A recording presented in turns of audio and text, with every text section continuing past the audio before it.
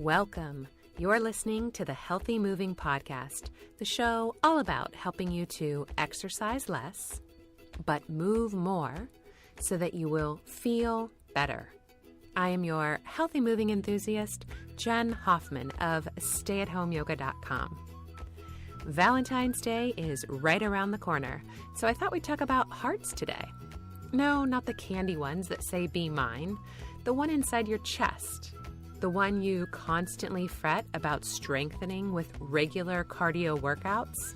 It's Mindset Month here on the Healthy Moving Podcast, and in today's show, we're going to change how you think about heart health.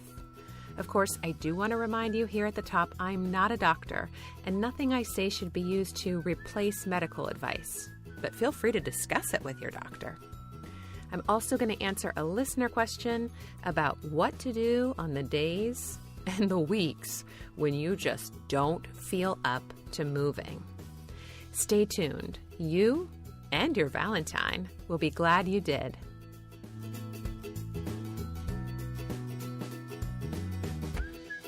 As my 5-year-old daughter was working on her Valentines for her friends this evening, she said, "I just want them all to feel loved. Be still, my mama heart." Well, guess what? I want your heart to be giving and receiving love for a long time. So let's talk about how you think about heart health. Right now, name 3 things that you either do or believe you should be doing to take care of your ticker. I bet I can guess the 3 things you name. Eat right, a heart-healthy diet. Exercise, you got to get in that cardio to strengthen your heart. And let's see, number 3, how about reduce stress? Everyone knows stress isn't good for the heart. Well, I want to invite you to think differently about heart health. Specifically, I want to look at the belief that you need to exercise your heart on a regular basis with, quote, cardiovascular workouts. Have you seen all the articles in the last few weeks about a recent study that was published in the Journal of the American College of Cardiology? The headlines have been pretty funny, actually. "Your lazy friend was right all along," and "Run fast, die young." But here's the tip. When you read news articles about a medical study, always click the link to the actual study. And I'll put the link for this study in the show notes of episode 11 at healthymovingpodcast.com. But here's what the study found.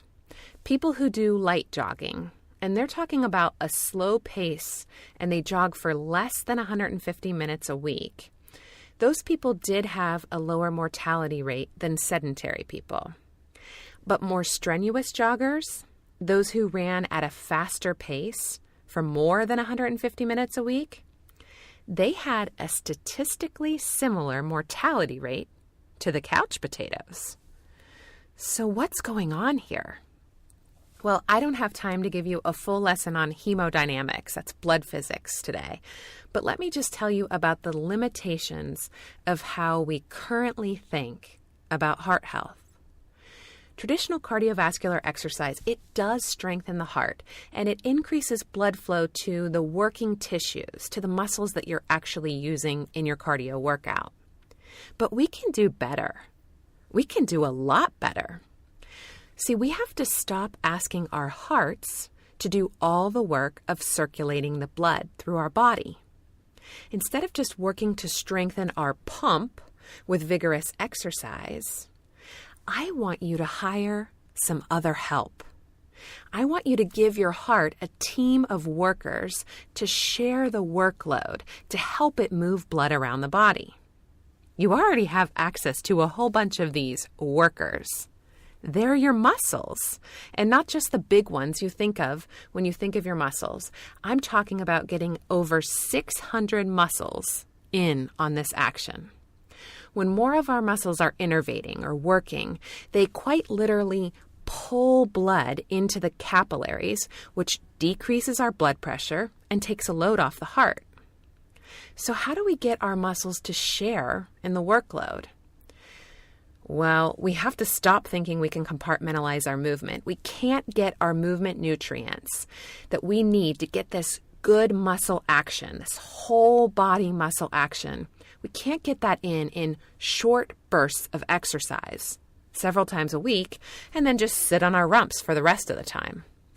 We have to learn about optimal alignment and work to restore it in our body, because it's only when our muscles are at the right length, both strong and flexible, that they're best able to support the heart. And here's the really fantastic news. When you start to think differently about exercise and movement, you'll discover new and amazing ways to get your moving in while you're doing your life. I'm currently in the middle of a 6-week challenge with some of my students, and I asked them to tell me specifically how they're getting their movement in while they live their life. And they're telling me some really amazing things. But here's an example of what one person said to help you see exactly the kind of shift I'm talking about. This is from one of my students in Barcelona. Jen, you wanted to know when I do the daily challenges. Anywhere, anytime. I'm checking my standing posture constantly, waiting for the bus, waiting for traffic lights to change, waiting for my son to get out of school, waiting for the elevator. I try to add eye breaks whenever possible. I check my sitting posture whenever I sit on a chair, which I've realized isn't very often. Today I did a calf stretch while my students were doing a listening exercise, and because I'm a teacher, I have to watch recess once a week. But today I started doing the monster walk. Nobody even noticed. The kids were so involved in their games, and another teacher saw me and asked. I explained what I was doing. She's a physical education teacher and thought it was wonderful. I walk about an hour every day to get to school and back, and I've started moving my arms the way you show in one of your breaks. Boy, do I feel my muscles firing. What I love about this program is that I don't have to do anything special. Just go about my day and include a few of these things. It's great. See, her example is so powerful because it shows we don't need more time for exercise. We just need to think differently about movement. Of course, if you want some help in that department, head over to stayathomeyoga.com and sign up for a 14-day free trial. Let's stop asking our heart to do all the work of circulating blood and begin to appreciate the role our muscles play in a healthy cardiovascular system. And may you give and receive tons of love this Valentine's Day. No, I'm sending so much love your way. Okay, I'll be back in just a moment with this week's Q&A.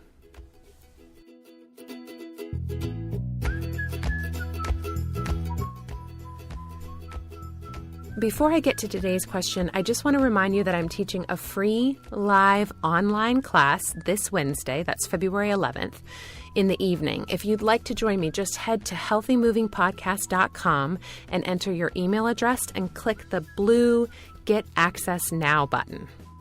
Okay, let's hear from Kristen. Hi, Jen. This is Kristen in Alexandria, Virginia.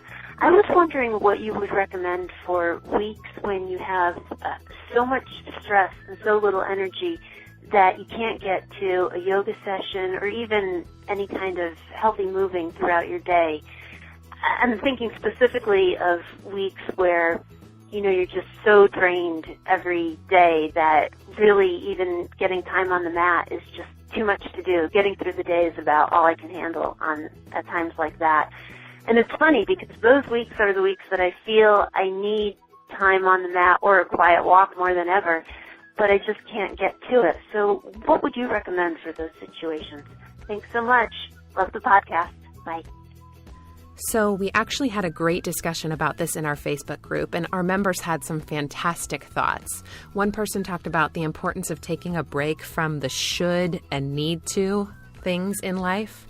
Another person mentioned doing 5 minutes of feet up the wall, or another person said focusing on prayer and meditation. I love all of those ideas. And here's the kind of crazy one I'd add to the mix. When I have one of those days where I just can't muster the energy or the desire to actually move, I just walk through something mentally. I read an article probably at least 10 years ago in Yoga Journal about a woman who was on bed rest, but she continued to, quote, do her yoga practice every day by walking through it mentally, imagining her body doing everything. And when she recovered, it was amazing how much strength and flexibility she had maintained. So sometimes I just imagine one pose, a calf stretch or down dog, or maybe even a restorative pose. Just in my mind, I walk through setting it up, coming in, and I mentally go over the sensations of the pose. And guess what happens? At least 75% of the time, I then actually get up and do it. It isn't that I'm forcing myself to do it. The desire to move, it arises. And on the days that it doesn't, I don't judge myself. I remember that woman who got so much benefit from her imaginary practice. So that's my tip. When you don't feel like doing it, just walk through even the simplest movement mentally and then see what happens. Thank you so much for listening. I want to give a special shout out to the amazing people submitting iTunes reviews for the show. During the last week, Megan616, Angel R., Shaylin Soprano, Denny Crane, Adam at All Work, All Play, To Do's Before I Do, John Luzzi at agileparents.com, Jeff Steinman, Mel Abram, Jeff Say, and Katie Coe. Thank you all from the bottom of my heart. I really appreciate your feedback. If you found this helpful, please head to iTunes to subscribe, rate, and review. And if you have a question you'd like me to answer on air or a story you'd like to share, you can call me at 201-580-MOVE or just click the Leave Jen a Message link in the show notes at healthymovingpodcast.com. I'd love your help in starting this healthy moving revolution. Tell your friends and family about the show. We have Facebook and Twitter links over on the site to make spreading the word a breeze for you. Until next week, friends, keep moving.